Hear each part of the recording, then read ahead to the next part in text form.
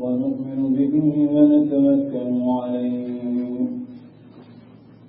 ونعوذ بالله من شرور أنفسنا ومن سيئات أعمالنا من يهده الله فلا مضل له ومن يضلله فلا هادي له ونشهد أن لا إله إلا الله وحده لا شريك له ونشهد أن سيدنا ومولانا محمدا عبده ورسوله الذي أرسل إلى الناس كافة بشيرا ونذيرا وداعيا إلى الله بإذنه وسراجا منيرا أما بعد فقد قال الله تعالى في كلامه المجيد وفرقانه الحميد أعوذ بالله من الشيطان الرجيم بسم الله الرحمن الرحيم وأما من خاف مقام ربه ونهى النفس عن الهوى فإن الجنة هي المأوى. بارك الله لنا ولكم في القرآن العظيم ونفعنا إياكم بالآيات والذكر الحكيم. اللهم صل على سيدنا ومولانا محمد وعلى آله وأصحابه وسلم. اللهم صل على سيدنا ومولانا محمد وعلى آله وأصحابه وسلم. মহান আল্লাহ রাব্বুল আলামিনের দরবারে সংকল্পিত শুকর আদায় করছি, যিনি অত্যন্ত দয়া করে আজকের জুমার দিনে পৃথিবীর শ্রেষ্ঠ স্থান মসজিদে আমাদেরকে আসার তৌফিক দান করেছেন। 1 বছর পরে আবারও আপনাদের সামনে হাজির হওয়ার মতো তৌফিক মহান আল্লাহ পাক দান করেছেন। এই জন্য শুকর আদায় করছি আলহামদুলিল্লাহ। আমরা এই পৃথিবীতে ছিলাম না, আবার পৃথিবীতে থাকবো না। আমাদের আগে অনেক পৃথিবীতে এসেছিলেন, তারা আজকে পৃথিবীতে নাই। এমন একদিন আসবে আমরাও এই পৃথিবীতে থাকবো না। আসলে এখানে আমাদের থাকার কোন জায়গাই না, এখানে আমাদের বাড়ি ঘরে না। আমাদের আসল বাড়ি হল জান্নাত। জান্নাত থেকে আমরা এই পৃথিবীতে এসেছি। আমাদের মা বাবা জান্নাতি ছিলেন, আদম এবং হাওয়া দুজন জান্নাতি ছিলেন। আল্লাহ রাব্বুল আলামিন আদম আলাইহিস সালামকে পৃথিবীর খলিফা হিসেবে সৃষ্টি করেছিলেন, কিন্তু পৃথিবীতে ডাইরেক্ট না পাঠাইয়া ওনাকে জান্নাতে রাখা। কেন জান্নাতে রাখা হইল? আল্লাহ কেন বললেন ইয়া আদম উসকুন আনতা ওয়া যাওজুকাল জান্নাহ, তুমি জান্নাতে বসবাস করো। আল্লাহ তো ডাইরেক্ট সরাসরি পৃথিবীতে পাঠিয়ে দিতে পারতেন, জান্নাতে আবার রাখলেন। এর জবাবে মুফাসসিরিনে কেরামরা যতগুলো জবাব দিয়েছেন, এর একটা হল মহান আল্লাহ পাক জান্নাতে রাখার উদ্দেশ্য হল আমাদের গন্তব্যস্থান, আমাদের আসল জায়গা কোরআনে সেটা ঠিক করে তারপরে পৃথিবীতে পাঠায়। পৃথিবীতে পাঠানোর আগে আমাদের গন্তব্যস্থান, আমাদের বাসস্থান, আমাদের আসল জায়গা কোনটা সেটা নির্ধারণ করার জন্য আল্লাহ পাক আদম আলাইহিস সালামকে জান্নাতে রাখেন। ডাইরেক্ট সরাসরি যদি পৃথিবীতে পাঠিয়ে দিতেন তাহলে আমরা বুঝতে পারতাম না আমাদের ঠিকানা কোথায়, আমরা পৃথিবীর থেকে বিদায় হওয়ার পরে যাব কোথায়, আসলাম থেকে এবং যাব কোথায়। মহান আল্লাহ রাব্বুল আলামিন এই জিনিসটা নির্ধারণ করে এরপরে পৃথিবীতে পাঠাইলেন। পৃথিবীতে পাঠাইলেন বড় কৌশলে। আমরা যদি জান্নাতে আমাদের জন্মকর্ম হয়তো আদম এবং হাওয়া দুজন যদি জান্নাতে থাকতেন আর আমাদের যদি এই সিস্টেম চালু থাকতো তাহলে আমরা জান্নাতে জন্ম হইতাম, জন্মসূত্রেই আমরা জান্নাতি হয়ে যেতাম। রূহের জগতে হযরত আদম আলাইহিস সালামকে হযরত মূসা আলাইহিস সালাম প্রশ্ন করলেন যে দরবারটা তো আমি লাগে, আপনি যদি বন্ধন না খাইতেন তাহলে তো আমরা জন্মসূত্রে জান্নাতে হইতাম।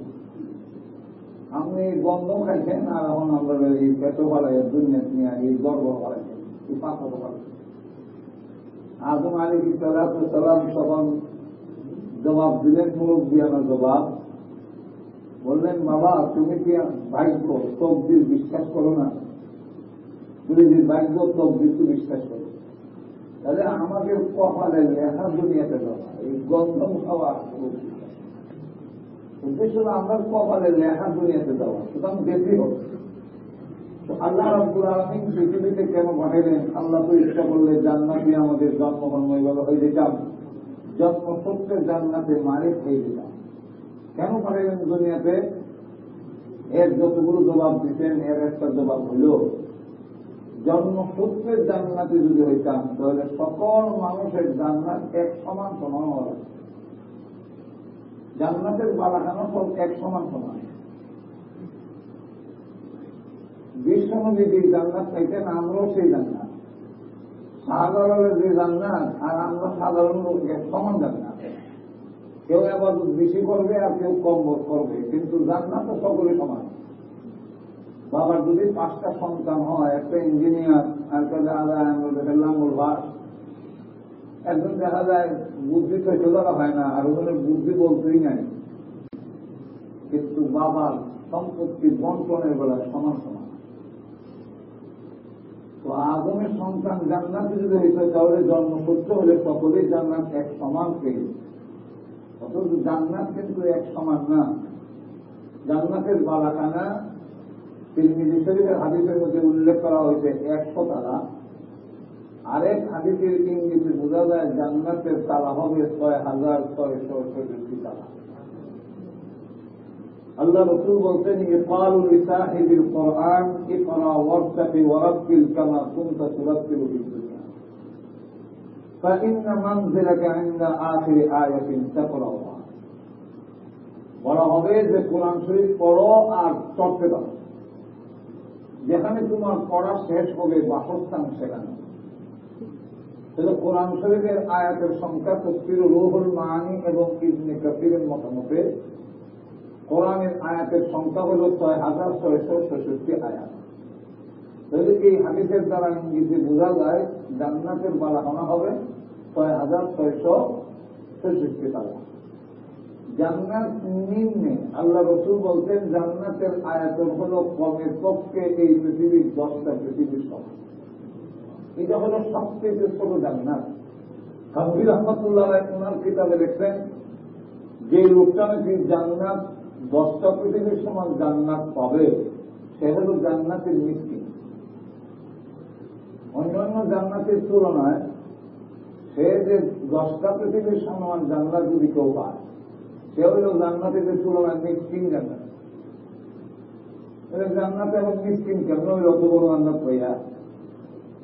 সৌদি আরবের লোকেরা তেল ভাইয়া এরা এখন নিজেরা নিজেরা এমন বড় ধনী মনে করে যে আমাদের আমেরিকা এবং লন্ডন এলাকা মিষ্টি কুল্লু মিষ্টি সব মিষ্টি। তাহলে এত বিশাল জান্নাত পাওয়ার পরেও অন্যদের তুলনায় সে মিষ্টি কিভাবে? বড় জান্নাতের আয়তন কত এটার কোন কুল কিনা হওয়া যায় না। জিবরাইল আলাইহিস সালাম একদিন রাসূলের সামনে বর্ণনা দিচ্ছেন, ইয়া রাসূলুল্লাহ, আমি জান্নাতুল ফেরদাউসের ভিতরে ভ্রমণে গেলাম। সেখানে যাওয়ার পরে জান্নাতুল ফেরদাউসের ভিতরে একটা মাঠ আছে, জান্নাত মসজিদ।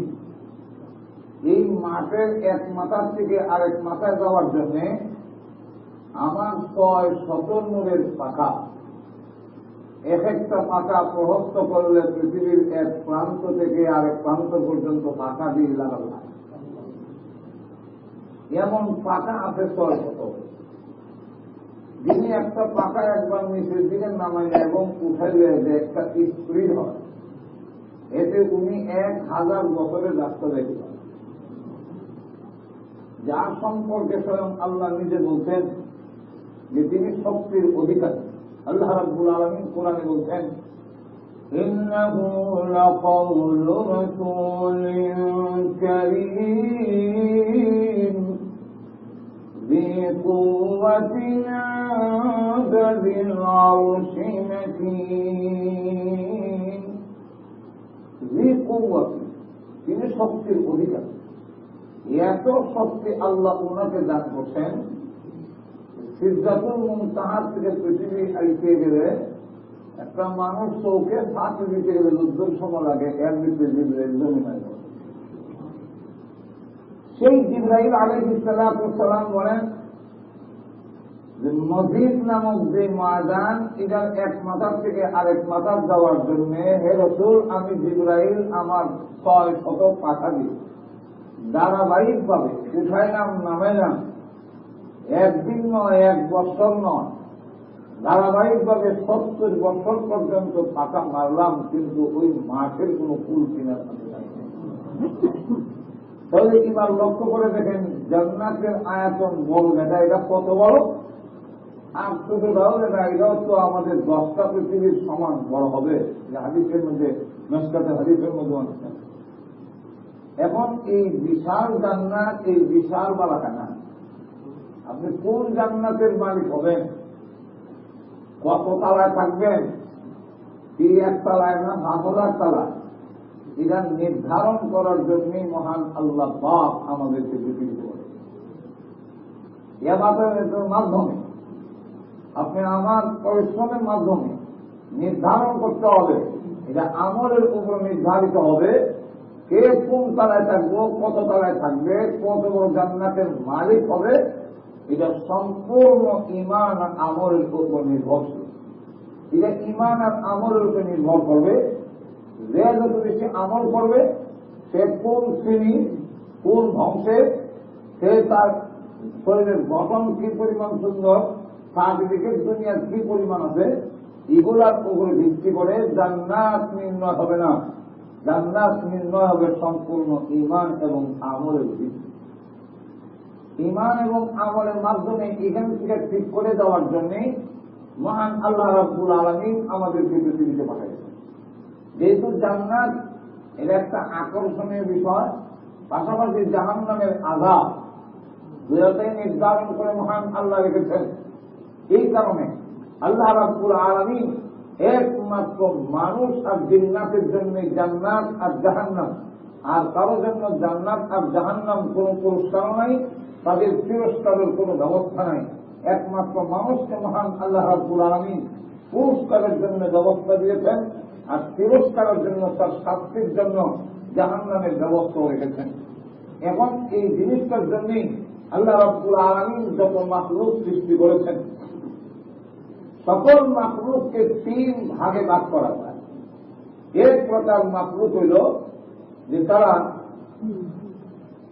বস্তু কোন একটা জিনিসের তার মজা, তার স্বাদ এবং তার মন্দ দিক কোনটাই বোঝার মতো যোগ্যতা নাই।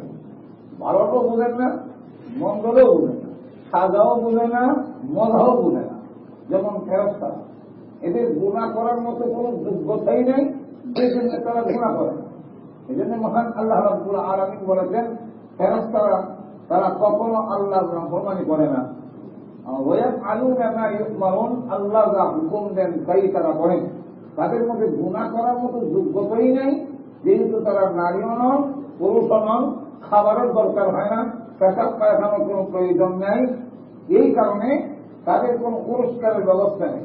জিবরাইল আলাইহিস সালামকে মহান আল্লাহ পাক ৬০০ নূরের পাকা দান করেছেন।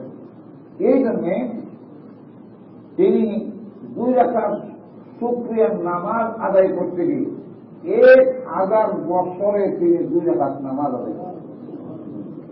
আল্লাহ রাব্বুল আলামিনের পক্ষ থেকে তখন ডাক আসলো, ও জিবরাইল, তুমি 1000 বছরের 2 রাকাত নামাজ আদায় করেছো, যেহেতু আমি তোমাকে ৬০০ নূরের পাকা দিয়েছি।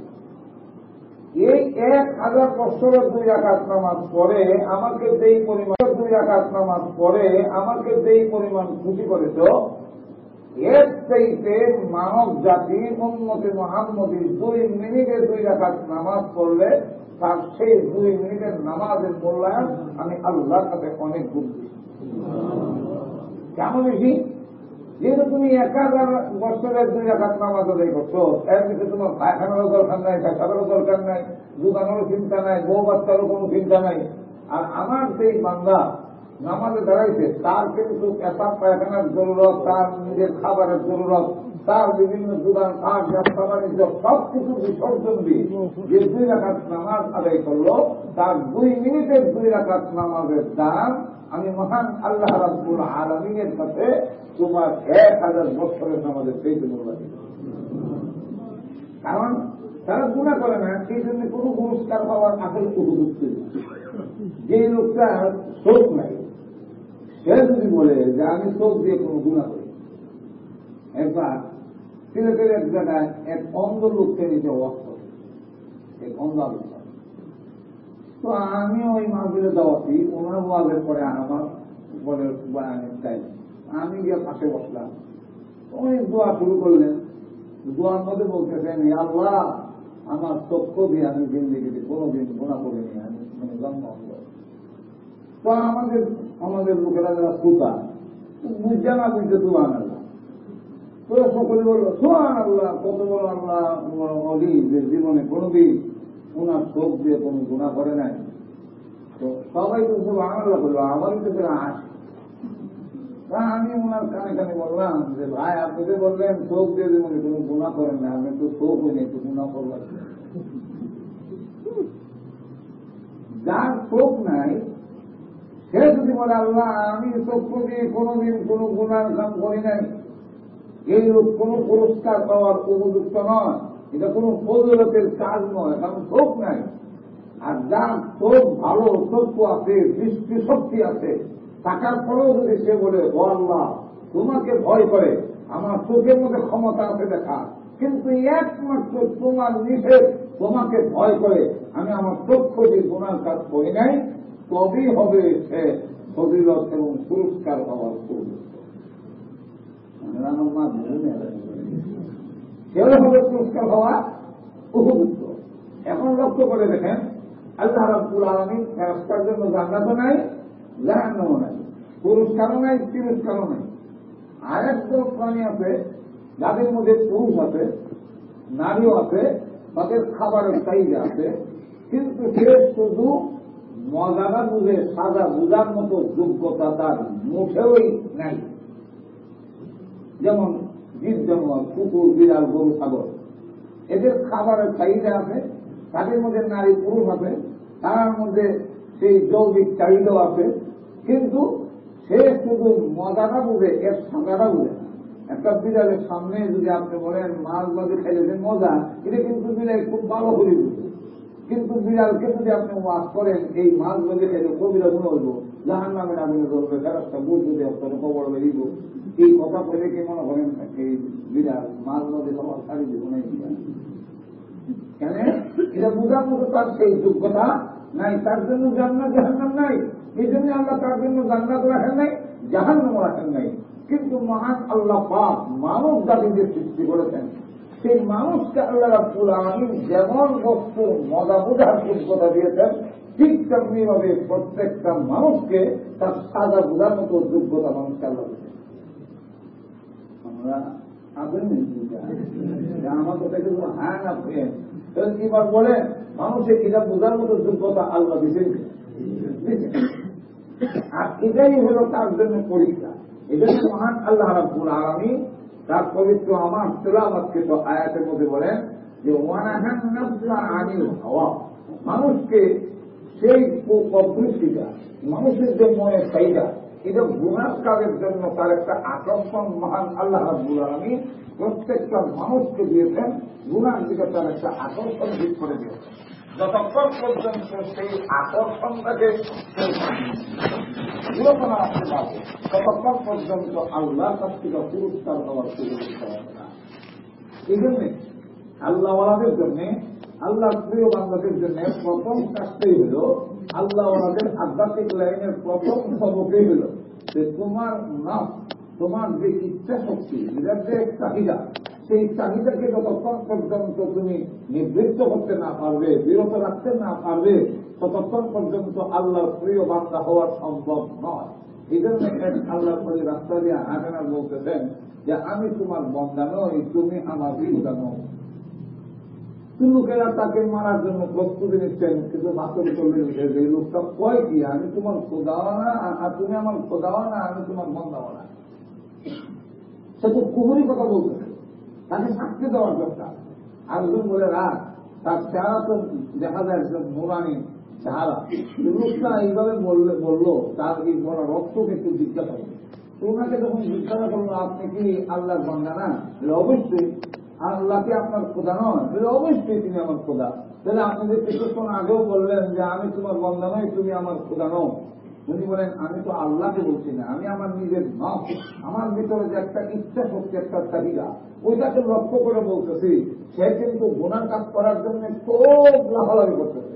তাই আমি তাকে লক্ষ্য করে বললাম তুমি তোমার বন্দাও আমি নই, আর তুমি আমার খোদাও নও। সুতরাং তোমার কথা মানতে আমি বাধ্য নই। তুমি যতই চেষ্টা করবে আমি সেই গুনার কাজে লিপ্ত হব না। আমি এই জন্য আমার নককে বললাম। তখন তো বলে সে তো কুহুরি বলবে দূরের কথা, সে তো একজন উৎসবের একজন আল্লাহওয়ালা। যতক্ষণ পর্যন্ত নিজের চাহিদাকে আমরা সংবরণ করতে না পারবো ততক্ষণ পর্যন্ত আল্লাহ প্রিয় বান্দা হওয়া সম্ভব নয়। কিন্তু প্রত্যেকটা মানুষের এই কথা জানার দরকার যে গুনার কাজ করার মতো একটা স্ত্রীর একটা চাহিদা মহান আল্লাহ রাব্বুল আলামিন মানুষের অন্তরে দিয়ে রেখেছেন, এবং এটাকে দিলাবার জন্য একটা হাতিয়ার মহান আল্লাহ রাব্বুল আলামিনকে দিয়েছেন। এবং সেই কাজটার থেকে বিরত থাকতে পারলে তার পুরস্কারটা কি, সেই পুরস্কারটাও আল্লাহ রাব্বুল আলামিন আয়াতের মধ্যে ঘোষণা দিয়েছেন। পুরস্কার যদি মানুষ বড় হয় তখন যে কোনো কাজ করতে প্রস্তুত হয়ে যায়। যেমন লক্ষ্য করে দেখেন, আমাদের বাংলাদেশে প্রচন্ড মাঘ মাসের শীতে যদি কাউকে বলা হয় যে এই ঠান্ডা পানিতে একটা ডুব দিতে পারলে তোমার 100 টাকা করে দেওয়া হয়েছে, তো কোন লোক এই 100 টাকা হওয়ার জন্য মাঘ মাসে একটু থেকে ভাঙ করতে না। কিন্তু যদি এই কথা বলা হয় যে এই প্রচন্ড শীতের মধ্যে যদি কেউ একটা ডুব দেয়, প্রতি ডুবে তাকে 1 লক্ষ টাকা করে পুরস্কার দেওয়া হয়েছে, তখন অন্যরা যাওয়ার আগে আমি লাভ দিয়ে একটা ডুব দিয়ে পুরস্কার যদি বলা হয় তখন সে তার যত বড় কষ্ট হলেও সেটার থেকে সে করতে, এবং যেটার থেকে নিষেধ করা হয় সেটার থেকে বাঁচতে তার জন্য সহজ হয়। তাই মহান আল্লাহ রাব্বুল আলামিন আমার তিলাওয়াতকৃত আয়াতের মধ্যে কি পুরস্কার দিবে সেটাও আল্লাহ রাব্বুল আলামিন আয়াতের মধ্যে ঘোষণা দিয়েছেন। এবং আমার মনের যে চাহিদা, প্রত্যেকটা মানুষের যে চাহিদা, প্রত্যেকটা মানুষের এখন ওলি হোক, গৌস হোক, নবী হোক, তাদের সে চাহিদা নাই এরা এরকম নয়। কেউ যদি বলে আমার চাহিদা নাই তাহলে তার কোন ফজিলত নয়, এটা তার কৃতিত্ব নয়। জুলাইখা যখন ইউসুফ আলাইহিস সালামকে আকৃষ্ট করার জন্য উৎসাহিত ছিল, তো ইউসুফ আলাইহিস সালামের মন ওইদিকে যায় নাই, এই কথা যদি কেউ বলে এটা তারা ইউসুফ আলাইহিস সালামের শ্রেষ্ঠত্ব এবং ফজিলত বয়ান করলো না। যদি যাই না, যেভাবে অন্ধ যদি কোন নারীর দিকে চোখ না যায়, তার আকর্ষণ না হয়, এটা যেমন পুরস্কার হওয়ার কোন উপযুক্ত নয়, ঠিক তেমনি হবে কারণ যদি আকর্ষণ হয় না তাহলে এটার কোন ফজিলত নাই, এর কোন পুরস্কার নাই। আমার যায় পয়গম্বরেরও যাইতে কিন্তু মহান আল্লাহ রাব্বুল আলামিন তাদেরকে গুনার কাজ থেকে হেফাজত করেছেন। ওনারা গুনার কাজ করেননি, ওনারা মাসুম নিষ্পাপ। এই নিষ্পাপের অর্থ হল মহান আল্লাহ রাব্বুল আলামিন সমস্ত নবীদেরকে গুনার থেকে হেফাজত করার দায়িত্ব স্বয়ং আল্লাহ নিজে গ্রহণ করেছেন। এই জন্য আহলে সুন্নাত ওয়াল জামাতের আকীদা হল যে নবীরা ছিলেন সকল গুনাহ থেকে নিষ্পাপ। নিষ্পাপ মানে মহান আল্লাহ তাদেরকে গুনাহ থেকে হেফাজত করেছেন। ইউসুফ আলাইহিস সালামের আকৃষ্ট হয়েছিল, কিন্তু মহান আল্লাহ রাব্বুল আলামিনের ভয়, আল্লাহর হেফাজত, আল্লাহ রাব্বুল আলামিন ওনাকে হেফাজত করেছেন, তবেই তিনি রক্ষা পাওয়া সম্ভব হয়েছে। আর যদি না যায়, আকর্ষণ না হয়, তাহলে এর মধ্যে কোন শ্রেষ্ঠত্ব হয় না, এর দ্বারা কোন পুরস্কার পাওয়ার উপযুক্ত হয় না। তাই মহান আল্লাহ রাব্বুল আলামিন এখানে একটা হাতিয়ার আমাদেরকে দিয়েছেন যে ওই চাহিদার থেকে আমরা কিভাবে আমাদেরকে রুখবো। আমাদের মন তো চাঁদে ডুব খাওয়ার জন্য, আমাদের মন তো চায় অবৈধ পথে পরিচালিত হওয়ার জন্য, আমাদের মন তো চায় সুখ খেয়ে আমি বিরাট গাড়ি বাড়ির মালিক হব, আমি বিরাট অট্টালিকার মালিক হব। আমাদের মধ্যে আসে দুর্নীতি করে আমি যদি আরেকজনের জায়গা দখল করতে পারি, তাহলে আমি এর মধ্যে বিশাল একটা অট্টালিকা গড়ে তুলতে পারবো, আমি বিশাল সম্পত্তির মালিক হবো, বাবা দামি দামি গাড়ি দৌড়াবো। এমন তো প্রত্যেকেরই আকর্ষণ প্রত্যেকটা মানুষের ভিতরে মহান আল্লাহ রাব্বুল আলামিন দিয়েছেন। কিন্তু এটাকে ফিরাতে হবে কিভাবে? আল্লাহ রাব্বুল আলামিন আমার আয়াতের মধ্যে সেই জিনিসটা ঘোষণা করেছেন প্রথমে, আর শেষে তার পুরস্কার। যারা এর থেকে বিরত থাকবে, তার সেই মনের চাহিদার থেকে বিরত যদি থাকে, আমি আমার মনের চাহিদা পূরণ করে যা কিছু করার জন্য চেষ্টা করব, সেই চেষ্টাটা যারা যা কিছু তৈরি হবে তারা কিন্তু আমার জন্য হবে না, অন্যের জন্য হবে। আমি দুনিয়াতে যদি কোনো অবৈধ কাজ করে আমি যা কিছু তৈরি করলাম, এর দ্বারা আমার হিস্সা, আমার অংশ হইল এতটুকু যে 5.5 কাপড় ছাড়া আর তৃপ্তর মালিক আমি হতে পারবো না। আপনি যত আমেরিকাতে যত ঘরের মালিক হন, বাংলাদেশের যত বড় উঁচা টাওয়ার করেন, সবগুলোর মূলে শেষ হিস্সা আপনার অংশ হইল 5.5 কাপড়, এর থেকে বেশি নয়। সবগুলো কিন্তু অন্যরা মালিক। আর আল্লাহ রাব্বুল আলামিন বলেন, তোমরা যদি এই সমস্ত গুনার কাছ থেকে বিরত থাকতে পারো, তাহলে আমি যা পুরস্কার তোমাদের দেব, এটা হলো তুমি দুনিয়াতে যা কামাই, তোমার নফসের, তোমার ইচ্ছা, তোমার নফসের চাহিদা পূরণ করে যা কিছু কামাই করার জন্য তুমি এত মেহনত করেছিলে, এর থেকে কোটি কোটি গুণ উত্তম হবে, শ্রেষ্ঠ হবে। এবং আমি আল্লাহ রাব্বুল আলামিন তোমাদেরকে যা দেব সেটা হবে একমাত্র তোমার জন্য, তার মধ্যে আর কারো কোনো অংশ হবে। তাই আল্লাহ রাব্বুল আলামিন আয়াতের মধ্যে বলেন, ওয়াআম্মা মান খাফা মাকাম রাব্বিহ, আল্লাহ রাব্বুল আলামিন যে হাতিয়ারটা উল্লেখ করেছেন প্রত্যেকটা মানুষের বিপরীত এই ইয়াকিনা বিশ্বাস যদি থাকে যে কিয়ামতের মাঠে একদিন এমন একদিন আসবে যে একটা দিন হবে এই দুনিয়ার গণনা হিসাবে 50,000 বৎসরের সমান। একটা দিন হবে এই দুনিয়ার 50,000 বৎসরের সমান, মিকদারুহু 50 আলফা সানাহ। এবং ওই দিন আদম আলাইহিস সালাম থেকে নিয়ে কিয়ামত পর্যন্ত যত মানুষ দুনিয়াতে এসেছে এবং আসবে, সকল মানুষ একটি ময়দানে সকলে উপস্থিত হবে। এবং প্রত্যেকটি মানুষকে এতটুকু জায়গা দেওয়া হবে, 2টা পা রাখতে যতটুকু জায়গার প্রয়োজন, একটি বেশি জায়গা নয়। এবং যেই দিন আল্লাহ রাব্বুল আলামিন উল্লেখ করেছেন ওই কিয়ামতের কঠিন ময়দানে যখন নাকি পরিস্থিতি এমন হবে যে নিচের জমিনকে মহান আল্লাহ রাব্বুল আলামিন তামা বানিয়ে দেবেন, মাটি আর থাকবে না। এবং সারা পৃথিবীতে, এই পৃথিবীতেই হবে হাসরের মাঠ। বর্তমান বাইতুল্লাহ শরীফ যেখানে, সেখানে হবে আল্লাহর আরশ স্থাপন। এবং যেই সূর্য পৃথিবী থেকে 9 কোটি 30 লক্ষ মাইল দূরে অবস্থানরত, আল্লাহ রাসূল বলেন সেই সূর্যটা হবে কিয়ামতের মাঠে। তোকে সুরমা দিতে গেলে সুরমা দানিতে যে একটা সরা কাঠি থাকে, যার সাহায্যে তোকে সুরমে লাগানো হয়, এটা যতটুকু লম্বা হবে, কিয়ামতের কঠিন ময়দানে সূর্য আর মাথার মাঝখানে ততটুকু ভাগ থাকবে, এর থেকে বেশি নয়। যে সূর্যের বর্তমান পাওয়ার হল 6,000 সেলসিয়াস বা সেন্টিগ্রেড। আল্লাহ নবী বলেন কিয়ামতের মাঠে এর পাওয়ার আরো 70 গুণ বাড়ায়া দেওয়া হবে। শুধু তা না, আল্লাহর নবী বলেন, আল্লাহ রাব্বুল আলামিন যে কোরআনে উল্লেখ করেছেন ওয়াজিআ ইয়াউমা ইযিন বিজাহান্নাম, ওই দিন জাহান্নামকে আনার ওয়াদা যখন আল্লাহ রাব্বুল আলামিন দিবেন, আল্লামা সাবরি তাওহীদ রাহমাতুল্লাহ আলাইহি উল্লেখ করেছেন জাহান্নামের তখন 30,000 মাথা থাকবে, প্রত্যেকটা মাথায় একটা করে মুখ থাকবে, প্রত্যেকটা মুখের মধ্যে 32,000 করে দাঁত থাকবে, এক একটা দাঁত হবে উহুদ পাহাড়ের সমান, তার একটা নাক থাকবে, নাক সিদ্ধ করে তার মধ্যে রশ্মি লাগানো আছে, অন্যজন শক্তিশালী ফেরেশতারা ওর নাখাল ধরে টান দিবে। আর যখন নাকি কিয়ামতের মাঠে হাজির করা হবে, যতগুলো নদ নদী পৃথিবীতে ছিল আল্লাহ রাব্বুল আলামিন বরাদ করে দিয়েছেন, সবগুলো নদীর লেখা দিয়ে এক একটা জাহান্নামের লেলিহান জিহ্বা হাসরের ময়দানে বের হবে।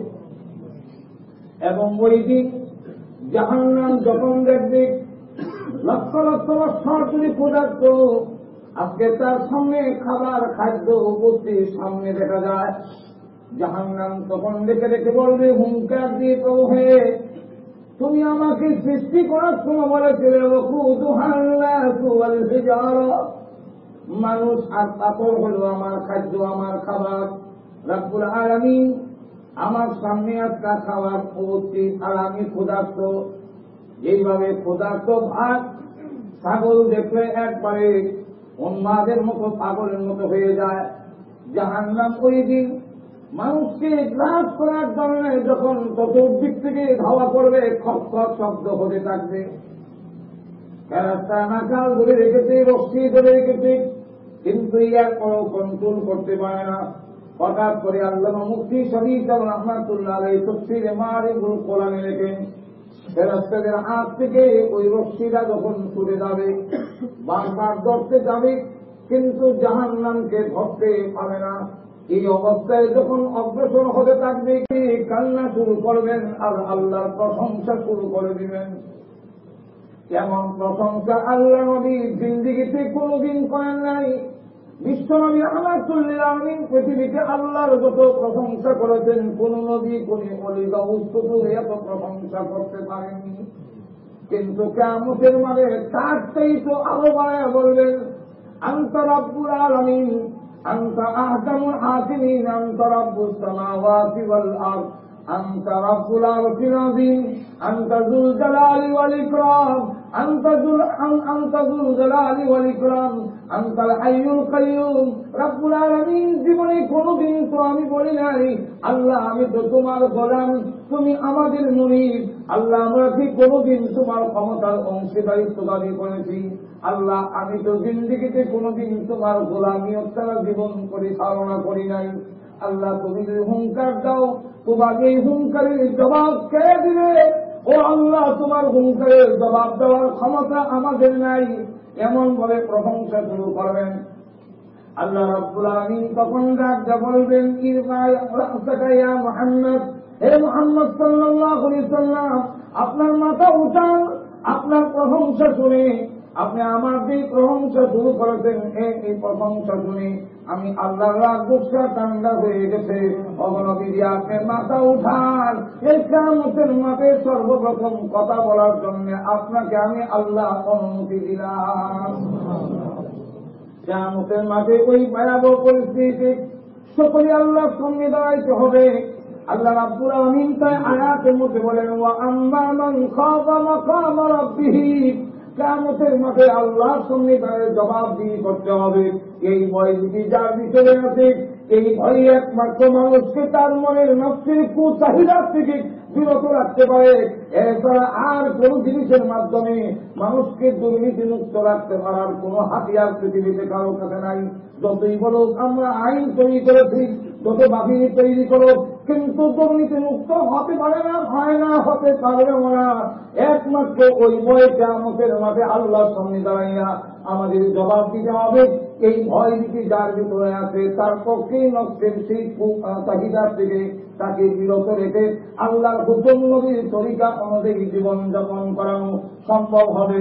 আর আল্লাহ রাব্বুল আলামিন বলেন, যেই ব্যক্তি পুরুষ হোক আর নারী হোক, কিয়ামতের মাঠে আল্লাহর সামনে দাঁড়াইতে হবে এই ভয়ের কারণে তার মনের চাহিদা ঘুষ খাওয়া খায় না, তার মনের চাহিদা সুদ খাওয়া খায় না, তার মনের চাহিদা জিনা করা জিনা করে না, তার মনের চাহিদা দুর্নীতি করা দুর্নীতি করে না। আল্লাহ রাব্বুল আলামিন বলেন আমি আল্লাহ অবশ্যই তাকে পুরস্কার দিব। পুরস্কার কি দিবেন সেটাও ঘোষণা করেন, ফাইন্নাল জান্নাতা হিয়াল মাওয়া, তাদের ঠিকানা হবে আমি আল্লাহ শরীফ জান্নাতে দিব।